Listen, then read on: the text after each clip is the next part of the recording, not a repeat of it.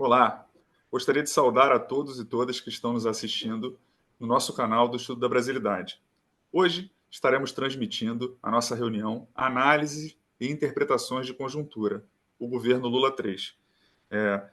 Teremos a presença de grandes pensadores e operadores da política nacional. Gostaria de solicitar ao professor Dark, presidente do Estudo da Brasilidade, que fizesse a apresentação dos nossos convidados e proferisse as primeiras palavras. Professor Dark, por gentileza. A todos, boa noite. Como o Bruno colocou, o objetivo do nosso encontro é o de avaliar e traçar considerações sobre a conjuntura atual e um ano do terceiro mandato presidencial do governo do presidente Lula. Participando desse evento, na qualidade de expositores, temos a honra de receber Aldo Rebelo, ex-ministro da Defesa. Não vou fazer maiores considerações, porque tem tanta coisa para falar de cada um deles, que eu vou me ater só um pouco. O professor Roberto Mangabeira Unger, ex-ministro de Assuntos Estratégicos, o meu amigo Roberto Requião, ex-governador do Paraná. Também fomos convidados Ciro Gomes, ex-governador do Ceará, que ainda não está presente. A importância para nós desse evento está no fato de que os expositores não estão vinculados à polarização política que tomou conta do Brasil nos últimos 5 anos. Então, vamos passar a palavra de volta ao Bruno para conduzir a reunião. Muito obrigado, professor Dark. Então, gostaria de explicar a dinâmica do nosso evento. Será a apresentação de cada um dos expositores de 20 minutos das suas considerações iniciais sobre a conjuntura e suas interpretações do primeiro ano de governo do presidente Lula, do terceiro mandato. E, ao final, que cada apresentador expuser suas considerações, abriremos novamente para mais 5 minutos de suas considerações finais. Posteriormente, fecharemos esse evento, pararemos de gravar e haverá interação dos convidados com os membros do Estudo da Brasilidade e outros convidados para a troca de conhecimentos, informações e ideias a partir do cenário conjuntura nacional brasileira. Gostaria, então, de solicitar ao Roberto Requião que fizesse suas considerações iniciais. Por favor, seja bem-vindo. Bruno, meu prazer de participar desse vídeo é enorme, né? Eu tenho uma admiração profunda e acompanho muito de perto as posições do Mangabeira, fundamentalmente as últimas posições que ele tem tomado, seus últimos vídeos, suas opiniões. Se eu desligar meu telefone, que tem feito análises simplesmente brilhantes de conjuntura nacional e tudo isso. Agora, eu fui governador do Paraná 3 vezes, eu fui senador da República, eu fui presidente do Parlamento Europeu Latino-Americano, da seção brasileira do Parlasul, do Parlatino. Então, eu tenho uma visão sobre tudo isso que está acontecendo. Eu iniciaria citando Tolstói. Se você quer ser universal, canta a sua aldeia. O que é que eu esperava do governo Lula? Uma vez que o objetivo da nossa reunião aqui... Deixa eu desligar meu telefone que está falando insistentemente aqui. Não esteja acontecendo neste momento e que possam ser objeto de averiguação que coisa horrível. posterior pelos órgãos competentes, digite 6. Quer ser universal, canta a sua aldeia. Eu participei da campanha eleitoral que elegeu o Lula. Eu era PMDBista, eu fui fundador do PMDB no Paraná, eu sou era o filiado número 1 do PMDB no estado do Paraná. E com um grupo de companheiros eu montei o partido e pelo partido eu fui governador 3 vezes, sempre com uma visão desenvolvimentista e popular da essência do governo. Eu entrei nesse processo para derrotar o Bolsonaro e para eleger o Lula. O Lula é um sujeito que, a meu ver, tem crescido ao longo do tempo, do menino lá de Crateús, de Pernambuco, o trabalhador metalúrgico em São Paulo, o curso do SENAC, a participação no movimento sindical e a evolução do seu crescimento cultural. Fundou o PT junto com outros companheiros, foi presidente da República, e eu via no Lula um crescimento da sua visão de Brasil. Inicialmente, ele estava preso à visão de sindicalismo alemão, que eu acho que a formação básica dele passou por ali, né? A participação em movimentos sindicais alemães forjaram o início da sua militância política. Então, o que é que eu esperava do governo Lula quando entrei de corpo e alma nesse processo?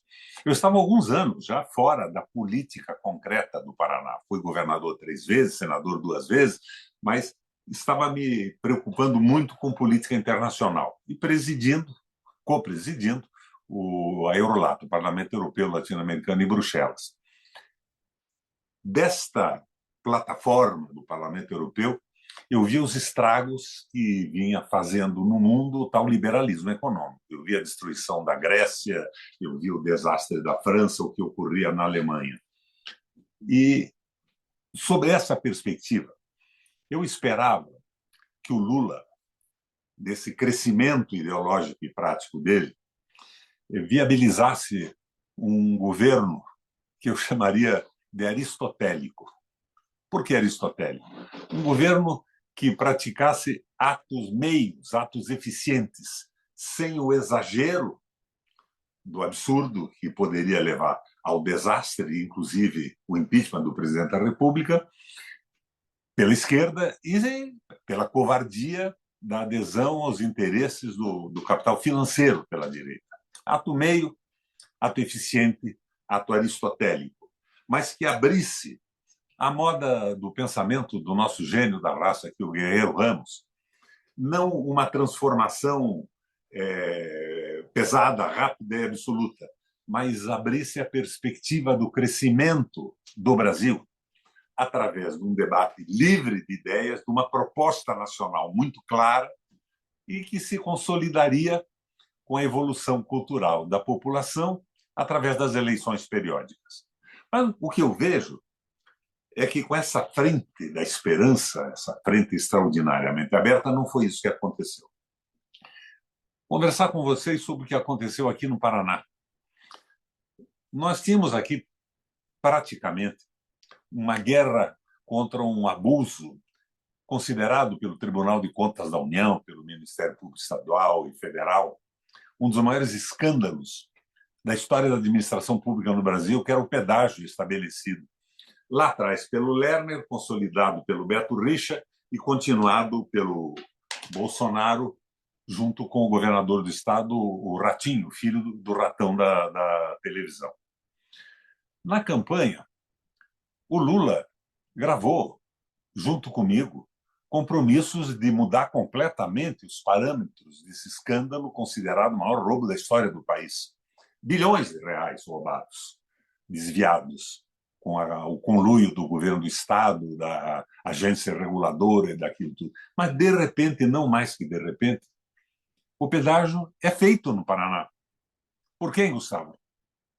Pelo Lula. O governo do Estado cede as suas estradas estaduais para o governo federal e o governo federal organiza o pedágio, que é um escândalo maior do que o escândalo anteriormente conhecido. Para você ter ideia do tamanho da brincadeira, em que o Lula aparecia na televisão dizendo que não admitiria um pedágio que custasse mais de R$5 por praça de pedágio, pelo trânsito por cada praça, foi vencido por um fundo das Ilhas Caimã. Tem nada a ver com engenharia, com construção de estrada. Esses fundos de paraísos fiscais que abrigam, como se sabe, o dinheiro roubado da corrupção no mundo inteiro. E, a meu ver, minha percepção, abriga fundamentalmente, no nosso caso, o dinheiro das 54 privatizações feitas na época do Fernando Henrique Cardoso. Bom, mas não foi só por aí. A Copel, a Companhia de Energia Elétrica do Paraná, era seguramente a melhor empresa hidrelétrica do Brasil. Fantástica. Quando eu fui governador, queriam vender a Copel. Se lembra disso, Bruno? E ela não foi vendida porque o Bin Laden detonou as torres duplas de Nova York e a Bolsa de Nova York não conseguiu fazer o leilão. Na sequência, eu me candidatei e me elegi governador. Ela tinha um prejuízo, à época, anunciado como justificativa da privatização 340 milhões por ano. Eu dei um aperto na Copel, coloquei uma direção de gente competente e séria, e no primeiro ano, ao invés do prejuízo, eu tive um lucro de 1 bilhão e 400 milhões. E daí para frente, esse lucro foi subindo a 4, 5 bilhões de reais. A Copel foi vendida, agora, no governo Lula, com o apoio do governo federal, apoio de ministérios e o silêncio absoluto do presidente da República. Não emitiu uma opinião contra a privatização. E os ministérios favoreceram objetivamente a privatização. O BNDES dá uma resposta para o advogado do Partido dos Trabalhadores que não ia se opor à venda porque ele não perderia um tostão com a privatização. As suas ações continuariam valendo a mesma coisa. Então, você veja que aí vai se alterando esse processo. O Lula dizia que não teria mais privatizações no Brasil. Gustavo, nós não podemos ser contra algumas privatizações. Tem setores que não deviam nunca ter sido públicos. Mas as empresas estratégicas, eletricidade, petróleo, o próprio Banco Central, eu sou a favor do Banco Central independente, mas regulado por uma legislação que impeça que ele prejudique o desenvolvimento econômico a favor do chamado capital vadio. Eu acho que esse termo capital vadio, se eu bem me recordo, é do Mangabeira Unger. Então, tudo isso veio acontecendo de uma forma inusitada. E a nossa companhia de saneamento básico e água, que é a Sanepar, está sendo privatizada pelo BNDES, através do famoso PPP, Parceria Público-Privada, que foi uma iniciativa do Haddad, e que também, em si, não é um mau projeto, só que ele não pode ser usado para privatizar empresas públicas estratégicas. Então, o que eu vejo é que tudo isso acontecendo demonstra que a tal frente ampla, embora o discurso do Lula em alguns momentos seja excelente, a prática do seu governo é uma prática de consolidação desse fracassado liberalismo econômico.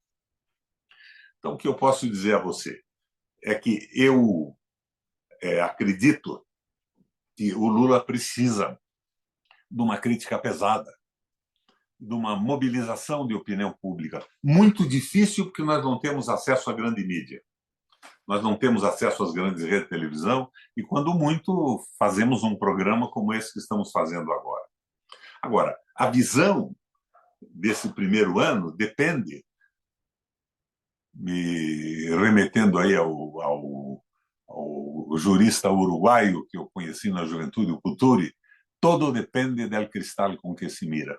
Eu não esperava desta frente montada para a derrota do bolsonarismo uma transformação muito profunda, mas eu esperava que se abrissem caminhos para a reflexão popular e se construísse o possível, sem concessões ao capital vadio e financeiro e sem exageros que, na circunstância que vivemos no Brasil, nossa economia e tudo mais, colocaria em risco a permanência do governo.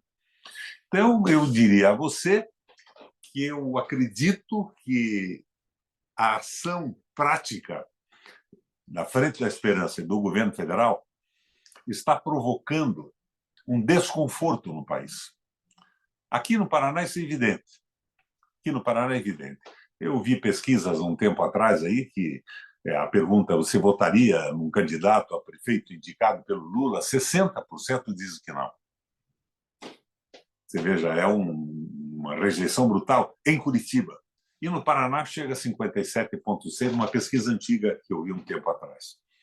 Então, nós precisávamos provocar um debate pesado no Brasil, do ponto de vista da nacionalidade, da soberania do país, sem uma preocupação de engajamentos rigidamente ideológicos.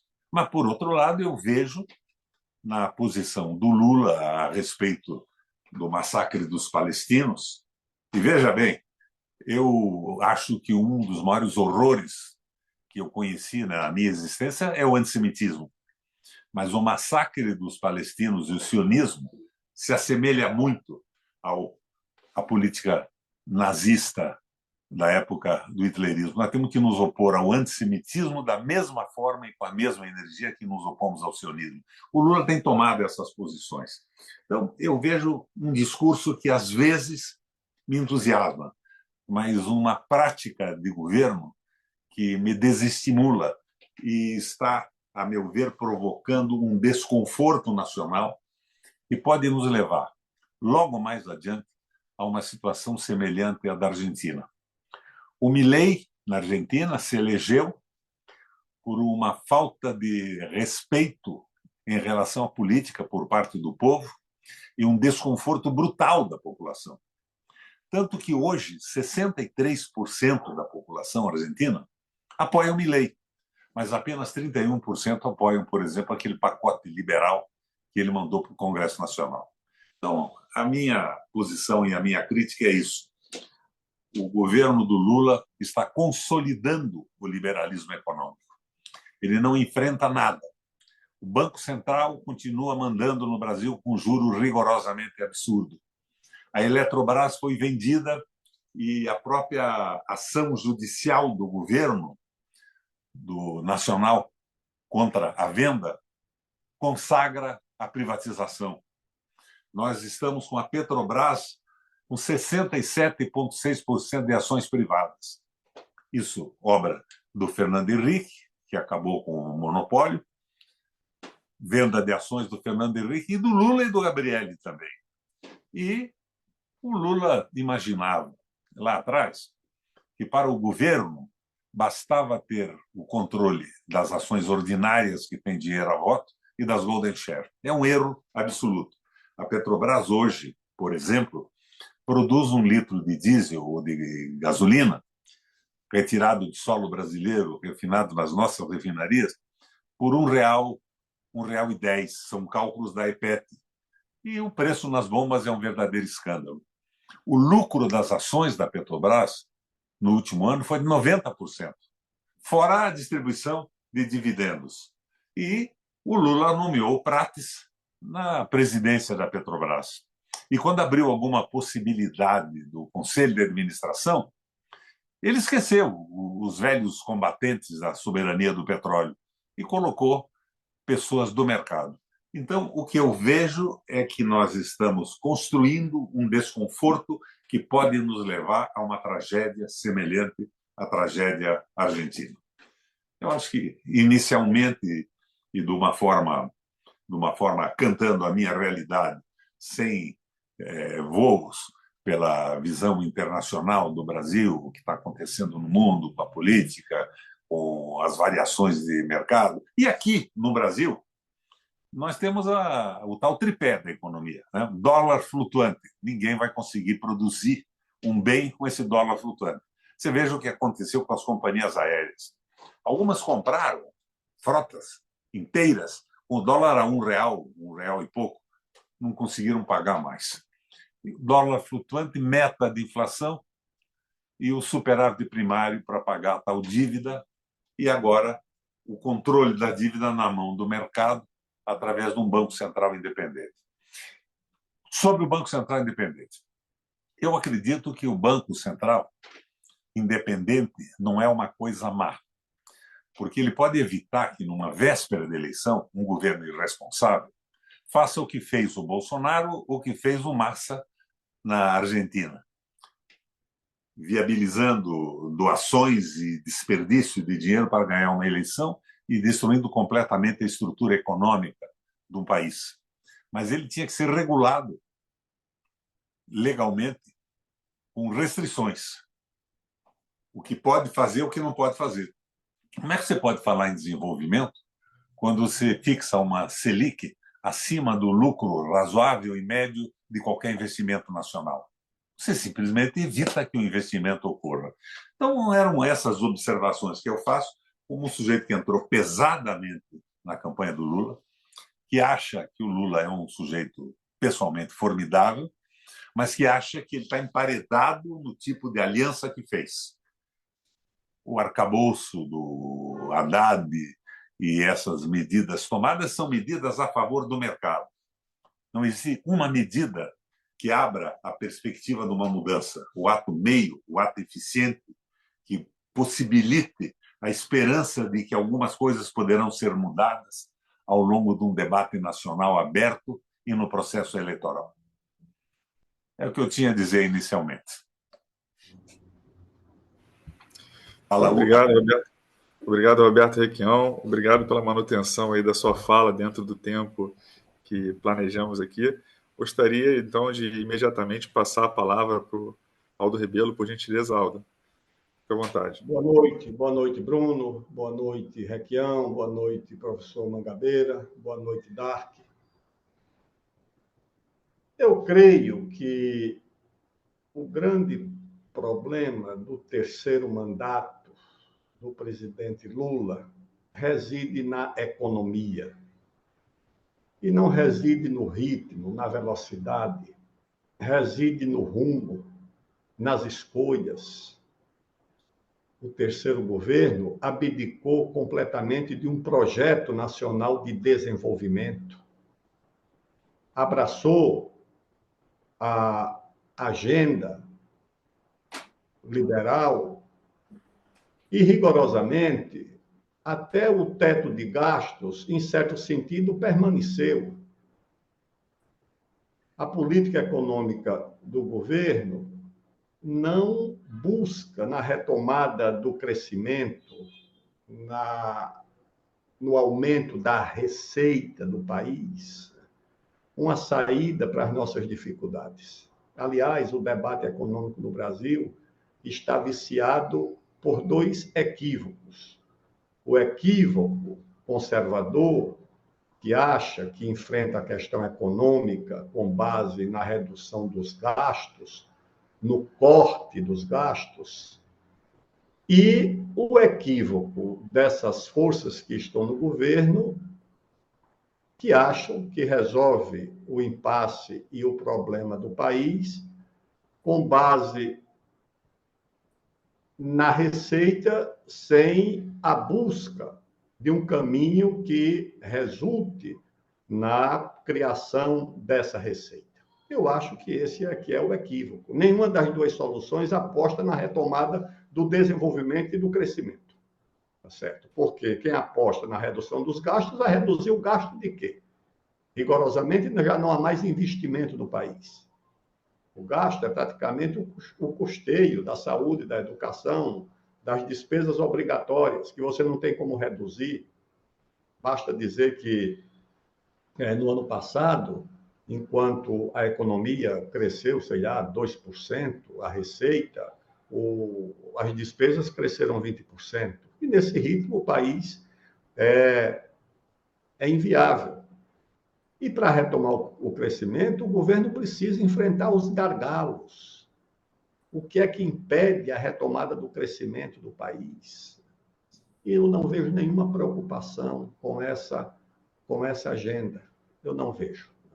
Pelo contrário, o governo abraçou uma agenda. Quando você tem esse fórum lá de Davos, na Suíça, quem foi que foi representar o Brasil? A Marina e esse pessoal do meio ambiente, que transforma o crescimento do país no inimigo a ser combatido.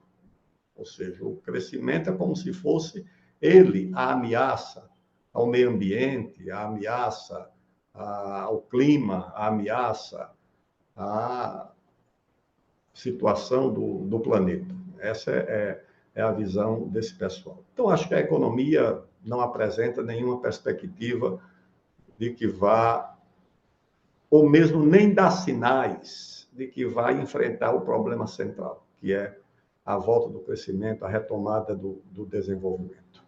Eu vi, quando o governo anunciou o PAC, esse novo programa de aceleração do crescimento, os analistas da área de infraestrutura, de logística, dizendo, olha, tem condições, o país não tem energia, o país não tem ferrovias, o país não tem rodovias, o país não tem hidrovias, o país não tem como suportar um soluço de crescimento. Esse ano passado foram os 10 anos desse programa chinês, né, da Rota da Seda, do Cinturão. E eu vi os números da Rota da Seda e do Cinturão dos chineses. Só na África, professor Mangabeira, governador Requião, Dark, Bruno, só na África, em 10 anos, os chineses construíram 10 mil quilômetros de rodovias, 6 mil quilômetros de ferrovias, 30 novos aeroportos, 20 novos portos e 80 centrais elétricas. Isso em 10 anos. Se o Brasil tivesse feito isso em 10 anos, a fisionomia do Brasil teria alterado e teria mudado. Nós continuamos com os mesmos 28 mil quilômetros de ferrovia que tínhamos em 1914. Há 2010 anos passados, aliás, 110 anos passados, há 110 anos, nós tínhamos 28 mil quilômetros de ferrovias e construímos 1.200 quilômetros de ferrovias por ano. Agora, você não pode ter uma ferrovia ligando o porto de Miritituba, lá no Rio Tapajós, a Sinop, ali no Mato Grosso. O meu saudoso tataravô foi prefeito da minha cidade de Viçosa e, em 1892, inaugurou a ferrovia em Viçosa. A minha cidade, aqui no interior de Alagoas, teve ferrovia em 1892. E hoje o Brasil não consegue construir 900 quilômetros de ferrovias, paralisada pelo Supremo Tribunal Federal, a pedido de uma ONG e do Ministério Público Federal. E o governo, naturalmente, com essa agenda, porque os americanos já acumulam 9 bilhões de barris de petróleo lá na costa da Guiana, a ExxonMobil. 9 bilhões de barris. O Brasil, todas as reservas do Brasil somam 14 bilhões de barris. Os ingleses e os americanos têm lá 9 bilhões de barris. E quando você tenta abrir um poço de petróleo no Amapá, com uma empresa que é dona da tecnologia de exploração em águas profundas, que é a Petrobras, o IBAMA veta. E quando o IBAMA veta, é o governo federal que está vetando. Não é o chefeito de uma autarquia dirigida pelas organizações não governamentais estrangeiras que pode ser responsável por isso, é o governo. Então, você abre um curso de engenharia de petróleo na Universidade Federal do Pará, petróleo e gás, mas proíbe que na margem equatorial do Brasil, ali na região do Amapá, você tenha a concessão de um poço experimental da Petrobras que explora petróleo em 3 mil metros de profundidade. Isso é uma coisa completamente absurda. Eu passei agora 4 meses na Amazônia para escrever um livro que me foi encomendado sobre a região. O governo que governa a Amazônia é o narcotráfico e o governo paralelo das ONGs. O Estado brasileiro pouco governa a Amazônia e, quando governa, governa para as ONGs. O Ministério Público Federal com as ONGs, o IBAMA com as ONGs, a FUNAI com as ONGs, são as ONGs.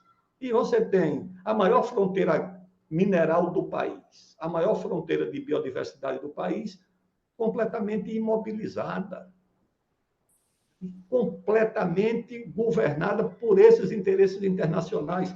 Quem mais registra patentes de biodiversidade na Amazônia são a China e os Estados Unidos, não são as universidades brasileiras.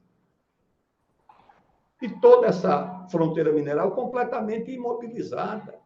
Era onde o país tinha condições de acumulação, inclusive para retomar o processo de industrialização, que o Brasil permanece numa rota de desindustrialização acelerada. E quando você desindustrializa o país, você não perde apenas indústria, principalmente de alta tecnologia, você não tem inovação, você perde indústria. Quando você perde indústria, você perde emprego industrial. Por essa razão que nos 12 anos do governo, 8 do presidente Lula e 4 da presidente Dilma, quando eu fui ministro da Ciência e Tecnologia, eu levantei esses números. O Brasil criou 96% dos empregos até um salário mínimo e meio. E todos os 4 milhões de empregos que nós perdemos, acima de 2 salários, porque nós perdemos o emprego industrial, o emprego de melhor remuneração, o emprego de alta tecnologia, tirando, talvez, a indústria de aviões, aeronáutica. O que é que nós produzimos mais? Então, nós perdemos todos esses empregos e não temos perspectiva de enfrentar essa situação, de reindustrializar o país. E como é que você reindustrializa? Inovação custa caro, precisa de dinheiro, nós não temos recursos para isso. E onde você podia tirar esses recursos, que é na fronteira mineral, tirar o que você tiver aqui, de petróleo, de ferro, que é o que você tem, e na agroindústria, passar da exportação de grãos para o processo agroindustrial, que é o processo natural. Quem industrializou São Paulo foi o café, foi a acumulação cafeeira que industrializou São Paulo. E nós não temos esses recursos revertidos para a industrialização. A política externa do Brasil, com todo respeito, é ornamental, é decorativa, porque nós não temos uma agenda própria. Nossa agenda é a agenda global, é a agenda globalizante, é a agenda de Davos, essa é a nossa agenda. Não é nem a agenda da época do regime militar, do discurso do Figueiredo na ONU, da política independente do Jango, mesmo do Figueiredo ou do Geisel, que reconheceu os países africanos lá com os seus regimes de esquerda. Nós não temos isso. Nós capitulamos. A primeira conferência do clima, que aconteceu em Estocolmo, em 1972, a nossa diplomacia teve uma posição altruísta. O nosso embaixador, polemizando com o embaixador americano, com o representante americano, o chefe da delegação na conferência, disse: olha, o que vocês querem é usar a agenda do clima para congelar o poder mundial. Vocês não estão preocupados com o meio ambiente, vocês estão preocupados em congelar o poder mundial, em converter um grupo de países em fornecedores de recursos naturais para a economia de vocês. E aí ele ainda fez uma observação: já congelaram o poder militar, tá certo? Com o regime de não proliferação de armas nucleares, vocês não estão condenando as armas nucleares, vocês estão privando os países de armas nucleares, porque para vocês elas são boas, elas são legítimas. Então, o poder militar vocês já congelaram pelo regime de não proliferação. E agora vocês querem congelar o poder econômico, vedando, a partir da agenda do meio ambiente, o direito ao desenvolvimento dos demais países. Foi isso o que disse o nosso representante na ONU nessa conferência do clima de 1972 em Estocolmo. E disse isso: olha, só tem agenda do meio ambiente se tiver agenda do desenvolvimento. Ou tem meio ambiente com direito ao desenvolvimento, ou nós não vamos entrar nisso. Trouxe os chineses, os soviéticos, os africanos, a Índia, e impôs uma grave derrota à diplomacia da Europa Ocidental e dos Estados Unidos, que era essa diplomacia do meio ambiente como pretexto para impedir os demais de se desenvolverem. Só que essa diplomacia ficou para trás e hoje o Brasil anda atrás dessa agenda do clima. Eu vi agora a nota do Hélio Gaspari, publicada esse fim de semana na Folha de São Paulo. Circula nos bastidores da conferência da COP30, que será realizada em Belém, que os jogadores que jogam com as pretas vão vir para cima da agricultura e da agroindústria do Brasil. Isso está lá na coluna dele.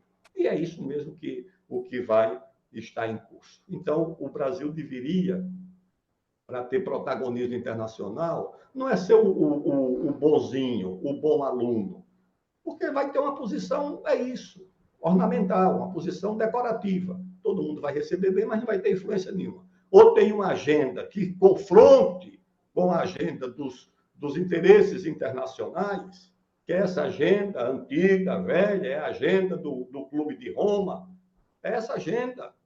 Ou se confronta essa agenda, ou nós não temos papel no mundo. Tá certo? Fica os países que se dão a respeito vão atrás do seu desenvolvimento. A China vai, a Rússia vai, todo mundo vai. E nós ficamos aqui paralisados.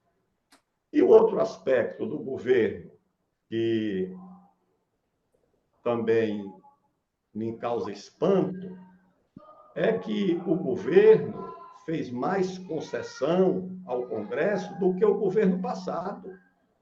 Quem governa o Brasil, de fato, quem governa o orçamento do Brasil é o Congresso. A Faria Lima governa a economia e o Congresso governa o orçamento. Totalmente. O orçamento está totalmente nas mãos do Congresso. Ou seja, o Poder Executivo não tem mais governança sobre o orçamento do Brasil, sobre o que resta do orçamento, o que resta das transferências obrigatórias, que é muito pouco. Mesmo sobre isso, é o Congresso. E quando o presidente tenta enfrentar, o Congresso rebate, vocifera e diz, não, se tiver veto, nós derrubamos. Que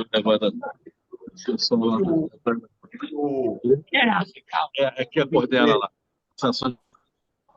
Poderia tirar de proveito do Congresso uma agenda que ajudasse o país a retomar o desenvolvimento, o governo não propõe, tá certo? Então, a relação com o Congresso é uma relação muito difícil e o governo sem força para enfrentar. O orçamento, na verdade, ou seja, o governo é um governo que uma parte é exercida pelo Supremo, nessa área dos costumes, do comportamento, é o Supremo que governa. O orçamento é o governo do Congresso e a economia é o governo da Faria Lima. E a política externa é a agenda global, a agenda de Davos, a agenda do aquecimento, a agenda do meio ambiente, a agenda sem desenvolvimento. Tá certo? Então, eu vejo assim com muito pessimismo a perspectiva do terceiro governo. Eu acho que se não houver um rock no tabuleiro, essa coisa não vai bem. E não acho que o presidente tenha assim, convicção. Isso precisa de convicção. Convicção, capacidade de enfrentar esse desafio, de retomar o caminho do crescimento para o Brasil. Eu não vejo isso. Eu vejo com muito pessimismo, porque não é fácil, o país está bloqueado. Uma ação de ONG, de Ministério Público, consegue, desde 2021, bloquear uma ferrovia que vai transitar por uma área de domínio da União, que é aquela BR-163. Você não consegue consertar uma estrada que liga uma capital importante do país, que é Manaus, a Porto Velho, está paralisada. Você não consegue fazer uma mina de potássio importante para o país, porque o Ministério Público não deixa. Você não consegue abrir um poço de petróleo em águas do país, vizinha a Guiana, porque o IBAMA não deixa. Você não consegue fazer uma estrada ligando um município do Acre a outro município para levar estudante para a escola, doente para os hospitais, mercadoria, porque os órgãos ambientais e o Ministério Público não deixam. Ou você confronta essas corporações, ou você diz o seguinte, todo mundo está subordinado à Constituição.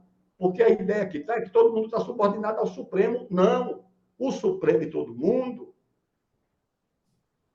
estamos subordinados à Constituição. Mas o Supremo aqui proíbe. O Supremo não proibiu a Dilma de nomear o Lula? Proibiu. E acabou, e proibiu mesmo. Depois proibiu o Temer de nomear uma ministra, proibiu o Bolsonaro de nomear um delegado. Isso não existe, pessoal. Isso é atribuição do Poder Executivo, do presidente da República nomear seus ministros. Não há nenhuma razão para um ministro do Supremo vetar a nomeação, a não ser que ele tire alguém do presídio e tente nomear ministro. Tá certo? Mais uma figura pública, como era o caso da deputada que o Temer queria nomear, do presidente Lula que a Dilma queria nomear. Como é que você pode impedir um negócio desse? E fica por isso mesmo.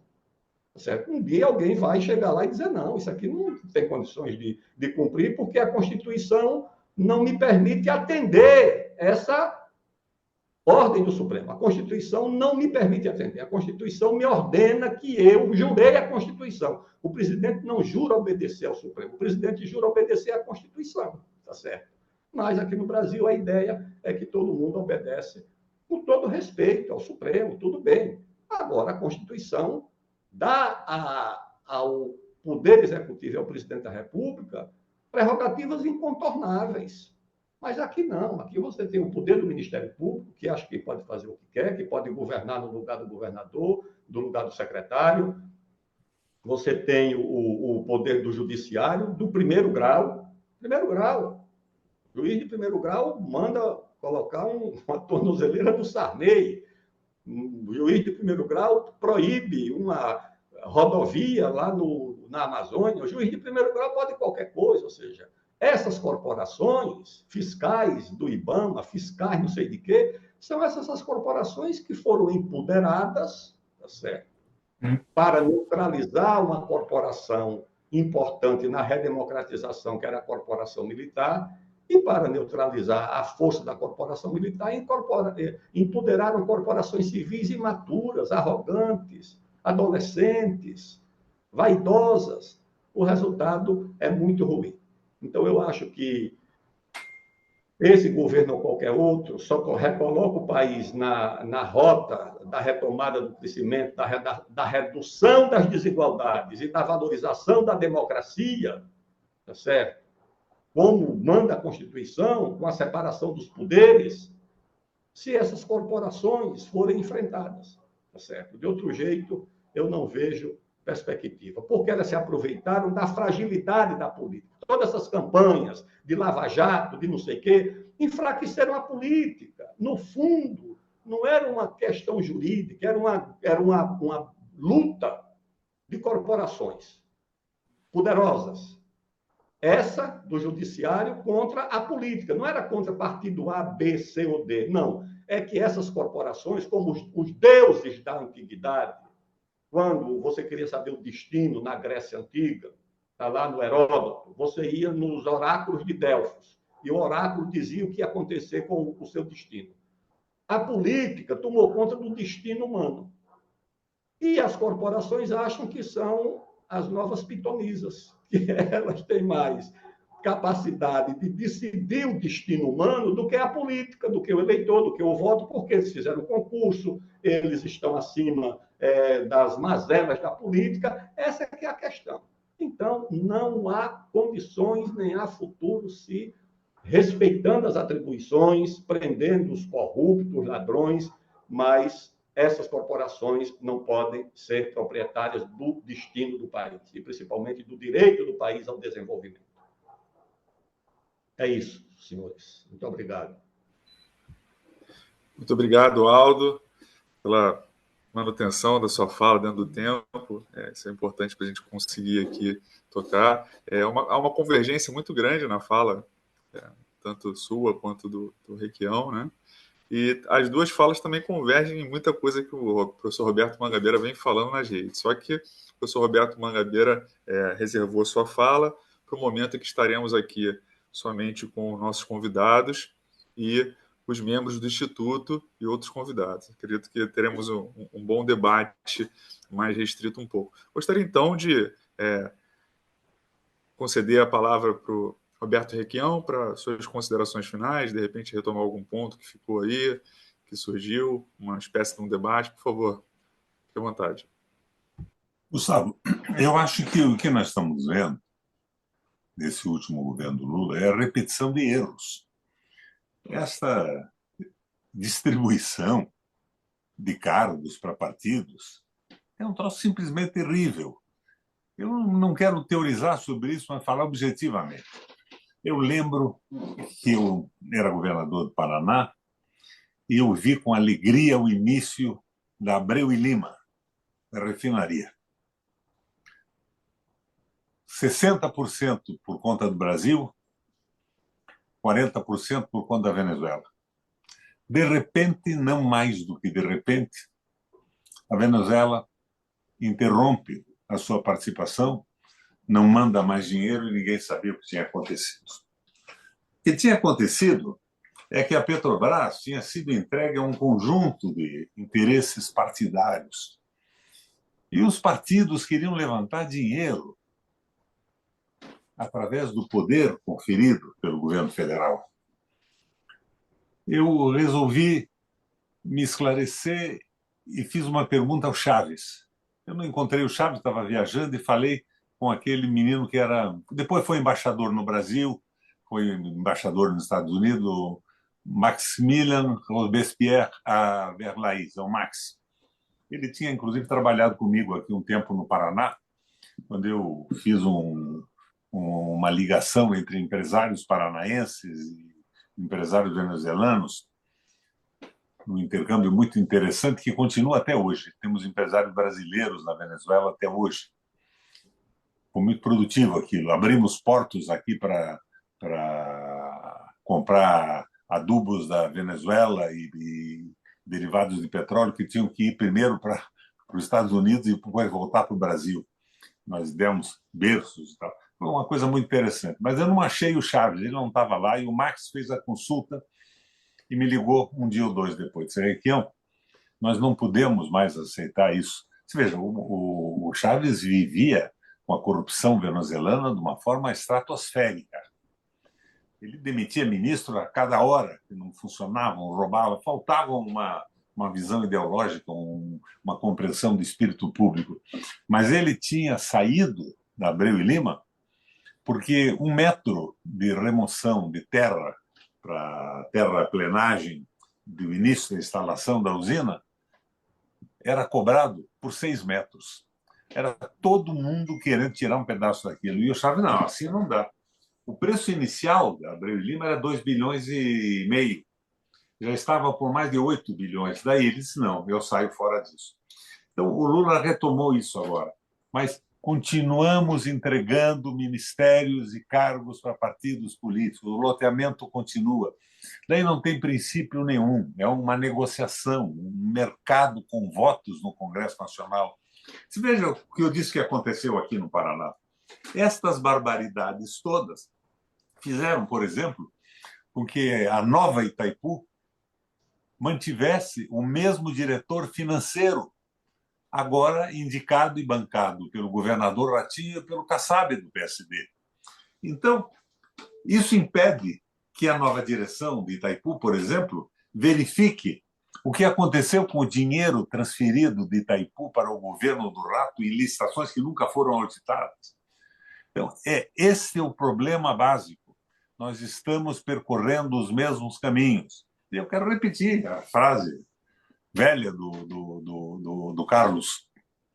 Aos nossos erros devemos chamar de experiência, para que não sejam repetidos. Mas nós estamos repetindo a mesma coisa e por isso eu abordei o Paraná. E é o que eu vejo mais de perto. Quais são as consequências? É uma verdadeira desconformidade da população com o que está acontecendo no governo.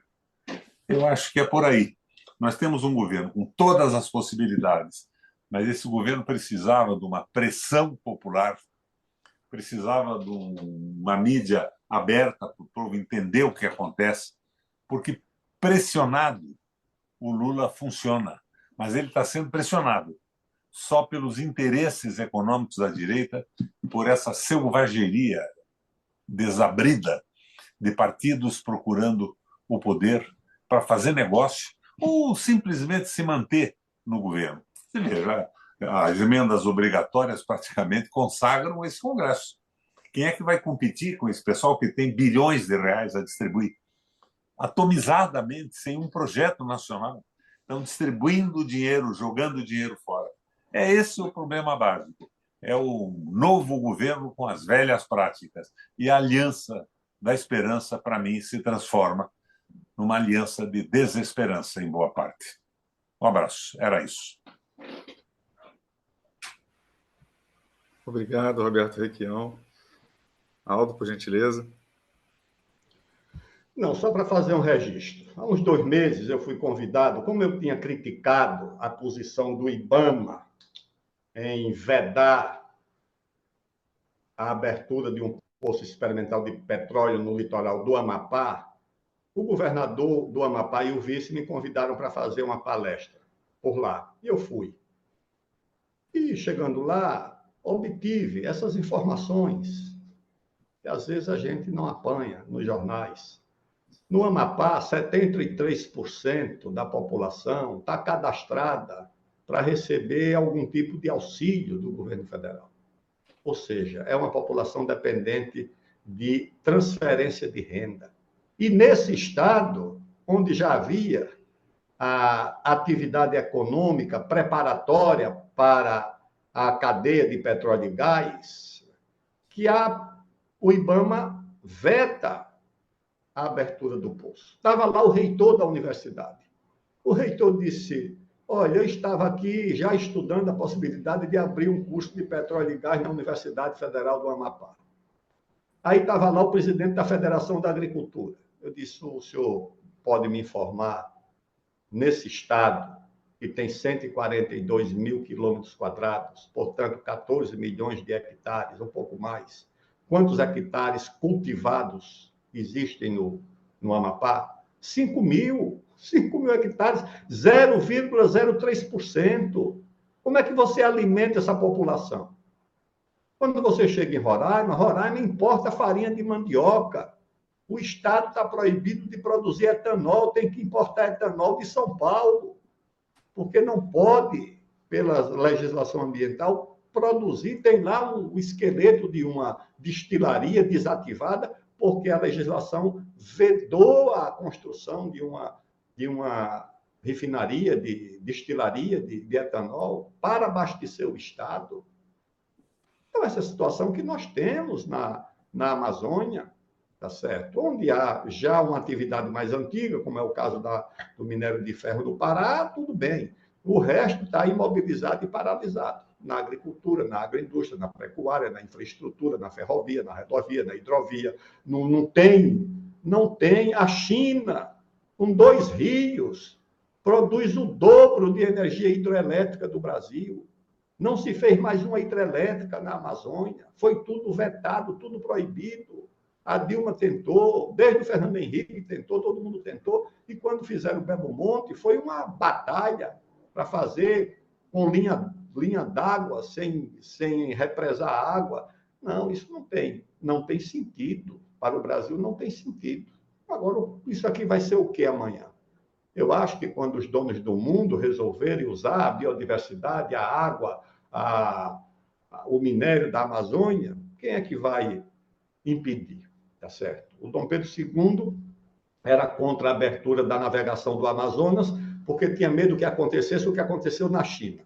Ele diz: na China, cada porto chinês é de uma potência. Aqui no Brasil, nós vamos deixar esse povo entrar ali, instalar uma base, e daqui a pouco nós não temos mais governança sobre isso. Isso ele escreveu uma carta lá para uma amiga, a Condessa de Barral, para dizer que não concordava em abrir a navegação do Amazonas. Hoje em dia, você tem o Frei Leonardo Boff defendendo a internacionalização da Amazônia, que a Amazônia seria muito mais protegida se tivesse uma governança de potências internacionais.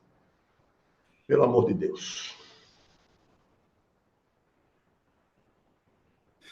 Muito obrigado, Aldo. Gostaria de conceder a palavra agora para o professor Dark, o presidente do Estudo da Brasilidade, mas antes conceder aqui, ver se o professor Roberto Mangabeira gostaria de falar alguma coisa ou vai deixar para o nosso momento interno. Agora não. Tudo bem. Professor Dark, então, gostaria das suas considerações. Seu microfone está desligado, professor. Tem que ativar.